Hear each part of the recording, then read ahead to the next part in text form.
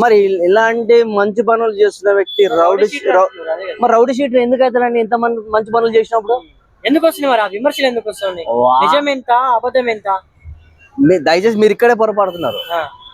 నవీన్ యాదవ్ గారు గెలుస్తారనే నిజం తెలిసిపోయింది వాళ్ళకి. ఓకే, తెలిసిపోయినందుకే ఏదో బురద జల్లాలి, దుష్ప్రచారం చేయాలి, అదొక్కటే బీఆర్ఎస్ పార్టీ పని కట్టుకుంటుంది. మరి ఏదో సల్మాన్ ఖాన్ ఉన్నారు, మీరు బాలీవుడ్ నటుడు సల్మాన్ ఖాన్ అనుకున్నారు. హైదరాబాద్ యూత్ కరేజ్ వ్యవస్థాపకుడంట, సామాజిక సేవా కార్యకర్త అంట. మరి అతని మీద 25 కేసులు ఉన్నాయని మీ మీడియాలోనే వస్తున్నాయి కదా.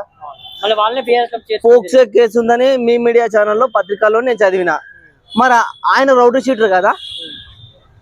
దయచేసి నేను ప్రశ్నిస్తున్నా మీ మీడియా వేదికగా, కేటీఆర్ గారిని ప్రశ్నిస్తున్నా. మరి కేటీఆర్ గారే కండువా వేసి మా పార్టీలోకి రమ్మని ఆయన ఆహ్వానించాడు. అట్లాంటప్పుడు మేము ఎందుకు రౌడీ షీటర్లు అవుతాం? నువ్వు చేర్చుకున్నప్పుడు అతను రౌడీ షీటర్ అవుతారు, మీ పార్టీలో ఉండే వాళ్ళు కూడా విమర్శలు చేస్తున్నావు రౌడీ షీటర్లు అవుతారు.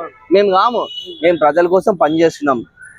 మా ముఖ్యమంత్రి రేవంత్ రెడ్డి గారు ప్రజల